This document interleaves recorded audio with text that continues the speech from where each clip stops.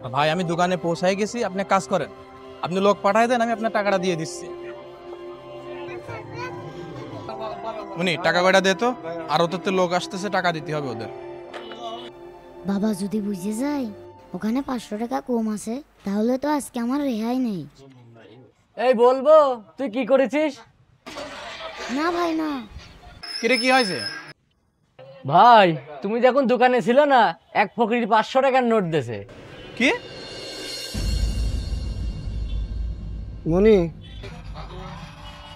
খুব খিদে লাগেছে, কিছু টাকা দাও, আমি কিছু কিনে খাই।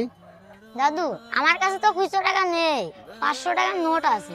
তুমি 500 টাকার নোটই দাও, আমি কিছু কিনে টাকা ভাঙায়ে তোমার টাকা ফেরত দিয়ে দেবো। আচ্ছা ঠিক আছে। আরে 500 টাকা দিয়ে দিল।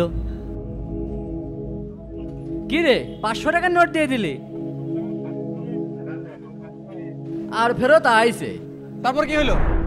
ফকির কোনে? 2 ঘন্টা হয়ে গেল, ওই ফকির এখনো আসেনি। তোর কি মাথাটা খারাপ নাকি? 500 টাকার নোট দিয়ে দিলি, ওকে আর ফেরত আসবিনি?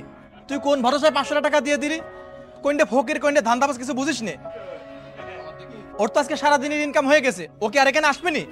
ওর আজকের ইনকাম হয়ে গেছে তো দেখেন গা কোনে বসে বসে খাচ্ছে। এই বাবা দাঁড়াও দাঁড়াও দাঁড়াও, এখানে দাঁড়াও। আরে দাদু আপনি আসতে এত দেরি করলেন কেন? দাদু এই না তোমার 480 টাকা। তুমি 500 টাকা দিছিলে না, আমি 20 টাকার নাস্তা করেছি। দাদু আমি একটু হাসপাতালে গেছিলাম তো, তাই দেরি হয়ে গেছে। হাসপাতালে ছিলেন মানে? হোটেল থেকে নাস্তা করে বের হয়েছিলাম, তখন এই বাবাটা আমার অ্যাক্সিডেন্ট করেছে। কি? হ্যাঁ দাদু, অ্যাক্সিডেন্ট হয়েছিল। তবে যাই হোক, আল্লাহ তোমার ভালো রাখুক। তুমি আমার মতো ফকিরের খাওয়াইছো, আল্লাহ তোমার অনেক দেবে। আল্লাহ তোমাদের রেজেকে বরকত দিক। বাবা আসি।